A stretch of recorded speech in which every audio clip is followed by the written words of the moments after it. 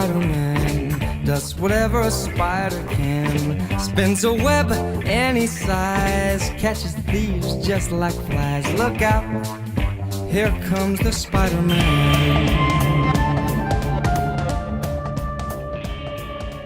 Is he strong? Spider-Man is one of the most iconic comic book characters of all time. Created by Stan Lee and Steve Ditko in the 60s, the character has since appeared in various forms of media from TV shows, animation, video games, and of course, films.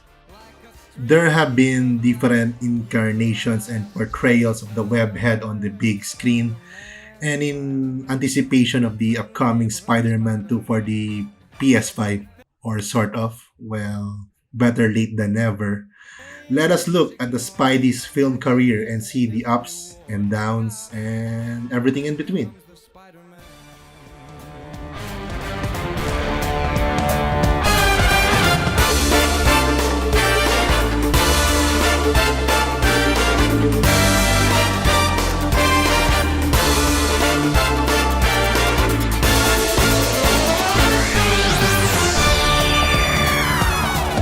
Spider-Man, Spider-Man, friendly neighborhood Spider-Man.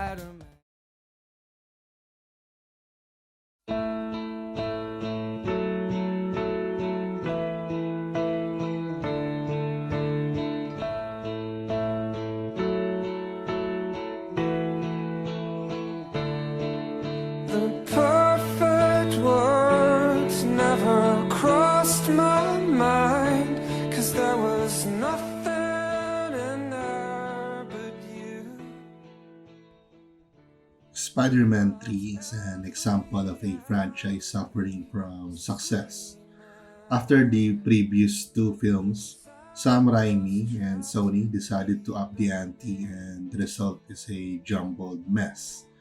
Though there are some highlights here, such as the resolution of Harry Osborn's arc and the visual effects of the Sandman, the film tries to do a lot of things and ends up leaving audiences dissatisfied. The movie controversially retcons the death of Uncle Ben with the introduction of Flint Marko, introduces Harry as the new Goblin, and adds Venom during the last third of the running time. Because of this, none of the villains truly get to own the movie and end up fighting for screen time. And while Peter Parker soon becomes influenced by the symbiote, the negative effects on him is more humorous and campy rather than the fall from grace that it should be. Though the film has some entertaining sections, Spider-Man 3 remains the messiest film of the webhead to date. And following the footsteps of two strong entries, it really ends up looking bad and is a sad way for Tobey Maguire and Sam Raimi to end their legacy on. No, I don't wanna wait for.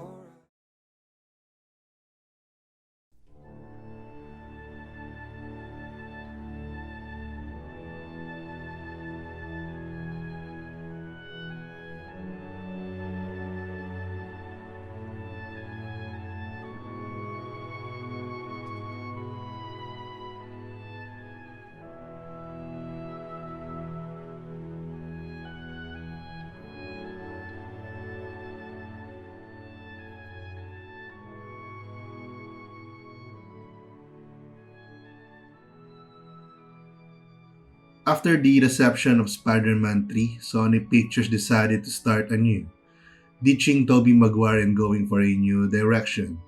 This time around, things would change, such as a new actor in the role, a new love interest, and a darker, more grounded approach than ever before. But it's this grounded approach that weighs the Amazing Spider-Man down. Though it worked for Batman in 2005, Spider-Man has always been a more colorful character, and so the dark visuals and tone is unfitting of the character. The movie also has several plot threads that are cynically used to set up a sequel, such as Peter's parents and finding Uncle Ben's killer. Really, the big saving grace of the film is how it handles its characters. Andrew Garfield is a fantastic actor who captures a more confident yet vulnerable Peter Parker, while Emma Stone succeeds in making Gwen Stacy likable and intelligent. The cast is also backed up by great performances by Martin Sheen, Sally Field, and Dennis Leary.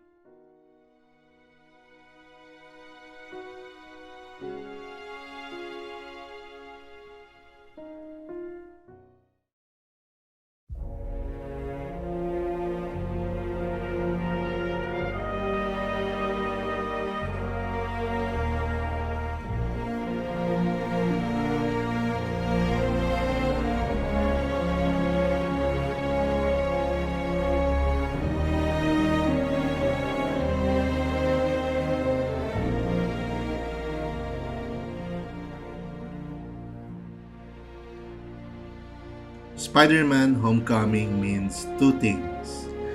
It's a film that features a homecoming, and it is the title character's first solo movie in the Marvel Cinematic Universe. Unlike previous Spidey films, Homecoming goes for a more down-to-earth approach with more focus on the character's high school life and smaller scale battles. A big strength has to go to Tom Holland, who is a worthy actor for the role. He captures the youthful excitement of being Peter Parker slash Spider-Man and is believable enough to be a teen who is in way over his head. Homecoming is also packed with an effective villain, with the Vulture serving as a blue-collar foil to the Webhead. The only weakness of the film, and with Tom Holland's tenure, is its reliance on the MCU. At times, it seems like the movie tries to add in too much Iron Man, with Robert Downey Jr. playing a notable part and with Spidey interacting with his own AI. Even Vulture is a character who becomes a villain due to Tony Stark, and though this helps bridge Spider-Man with the larger world of the MCU, we lose some of the elements that make the character unique in the process.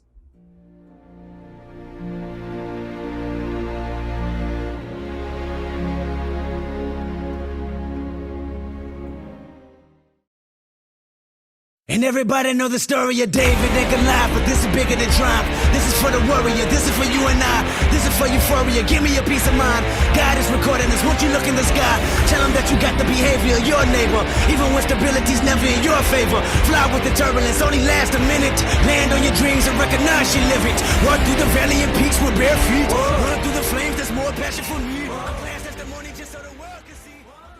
In 2007, Spider-Man 3 ended Tobey Maguire's tenure with its overstuffed plot and too many villains.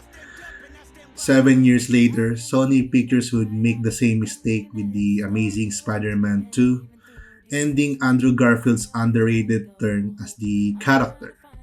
It's a shame too, as The Amazing Spider-Man 2 is a visual spectacle, arguable the best looking Spider-Man movie to date. From the opening web slinging sequence to the confrontations with Electro, the film is colorful and a comic book that has come to life. Another strength is the romance between Peter Parker and Gwen Stacy. Andrew Garfield and Emma Stone both succeed in developing their characters, which makes the tragedy at the end of the film more heartbreaking. Unfortunately, as mentioned earlier, the film suffers from Sony trying to compete with the MCU. Having Rhino, Electro, and Green Goblin as your villains is too much, and the movie clumsily tries to set up a Sinister Six movie. And even the antagonists themselves, due to sharing screen time with one another, feel underdeveloped and suffer from poor motivations. Sometimes it freezes my shadow. In the midst of all this darkness, I sacrifice my ego.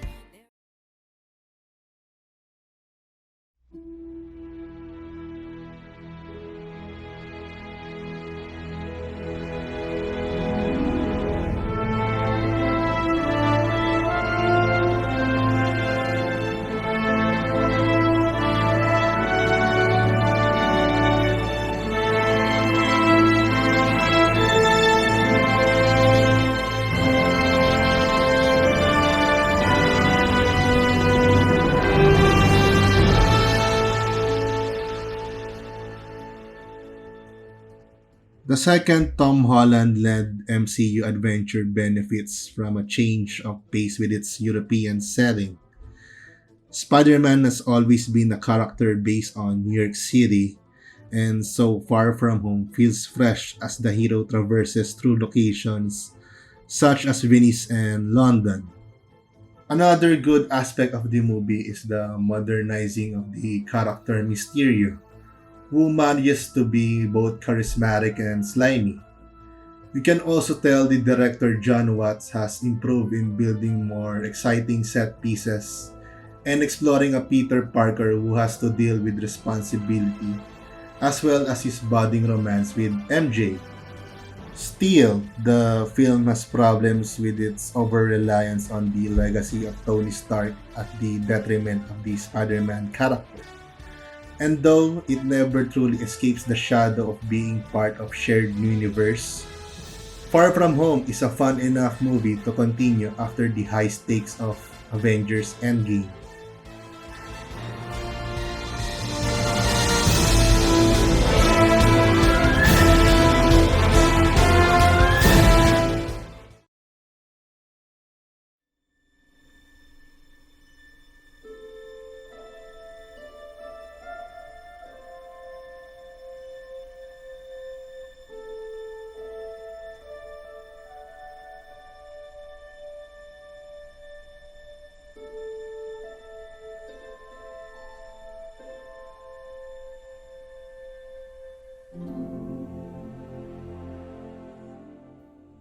The MCU Spider-Man has been divisive, to say the least. While many were happy to see the character interact with the Avengers, some felt that his solo movies were too focused on world building and on his relationship with Tony Stark. In a lot of ways, No Way Home feels like the course correction for disgruntled Spider Man fans. MCU Peter is now down on his luck, and things get worse when Doctor Strange spell brings back foes from older Spider-Man films.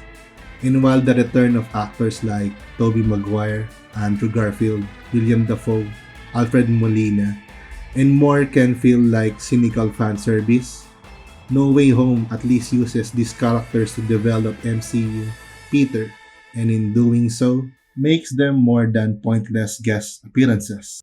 And even without these older characters, No Way Home can still manage to tug the audience's emotions from the death of Aunt May to Peter losing his friends by the end of the movie. And so, if the goal of the movie was to turn Spider Man into the hero we all know and love, No Way Home succeeds in that regard and makes for the best solo Spider Man movie in the MCU to date.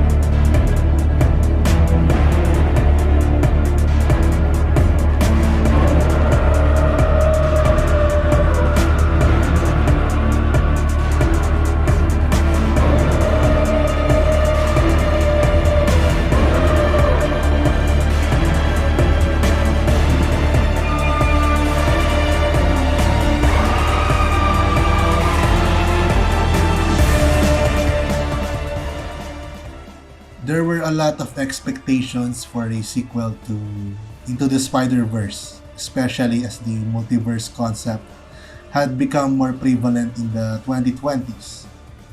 But despite these odds, Across the Spider-Verse does manage to get the job done for most of the part. The sequel continues Miles Morales' journey while exploring more of Gwen Stacy and her own character development. It expands the concept of Spider-Verse with more Spider-Man and introduces Miguel O'Hara, a threatening yet understandable antagonist for Miles to go up against. Across the Spider-Verse also proves that it is willing to explore mature themes with the concept of canon event, as it deals with philosophical questions such as the meaning of choice and how tragedy can define who we are. Really, the only negative of the film is that it's one of those cliffhanger movies and its ending can leave audiences craving for more. But even if the film can feel overstuffed and bloated at times, it is still one of the strongest Spider-Man movies out there.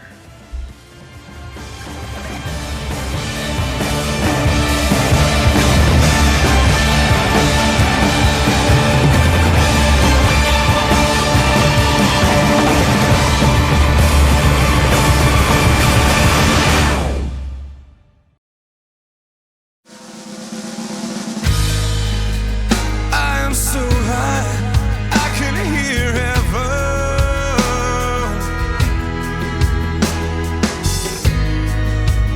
I am so high, I can hear heaven.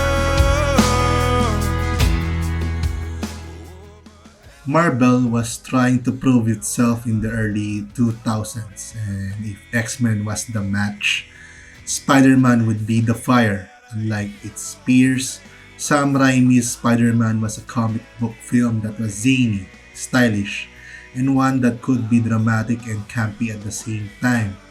It tells the character's origin story economically, informing the audience who Peter Parker is right away and making us like him immediately. The secret weapon of the film, however, is Sam Raimi himself, having honed himself with the genre films like The Evil Dead and Darkman. The director maintains the emotional stakes of the film while adding visual flares and camera angles and utilizing actors like William Dafoe to their best potential. Even now, Raimi's personal touch makes his Spider-Man stand out more in a genre that has quickly become quantity over quality. Has the CGI aged? Sure. Can the movie be too corny at times? Of course. But without the success started by X-Men and Spider-Man, Marvel wouldn't be the thriving movie studio it is today.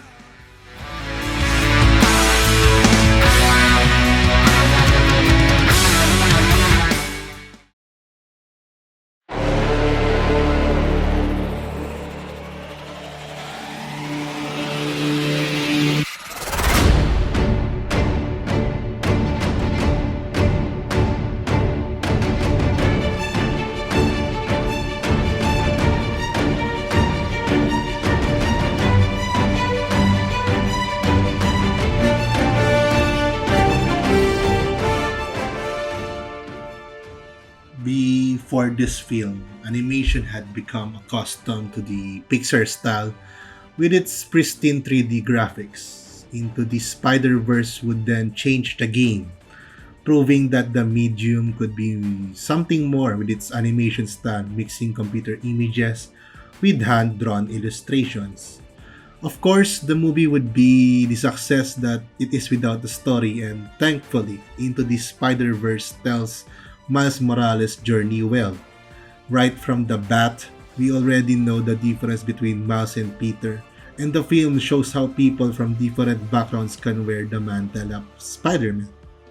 Mixed with memorable supporting characters such as Spider-Gwen, Peter B. Parker, and more, Into the Spider-Verse deserves to be one of the best comic book movies out there and made an impact in the genre. Since then, films like Puss in Boots, The Last Wish, and Teenage Mutant Ninja Turtles Mutant Mayhem have followed Spider-Verse example and have showcased the power of animation as an art form. Can't stop me now. I said I got you now. I'm right here at your door. I won't leave. I want more. What's up, danger? Yeah.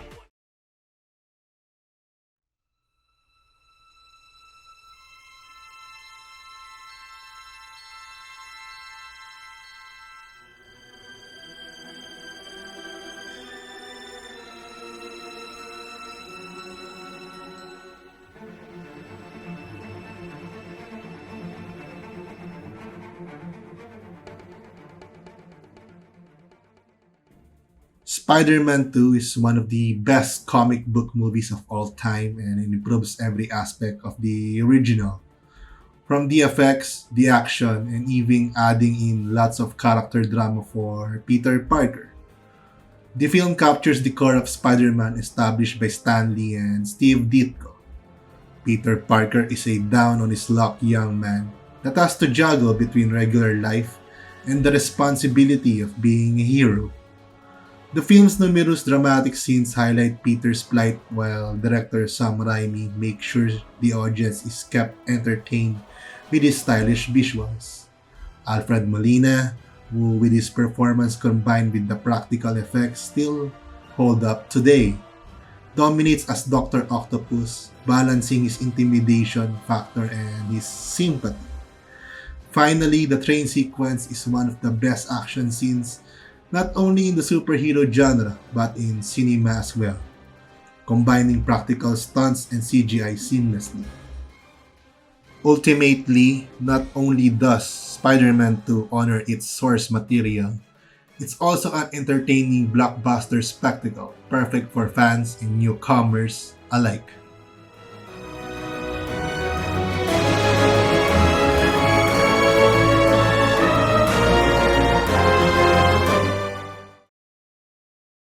In the chill of night.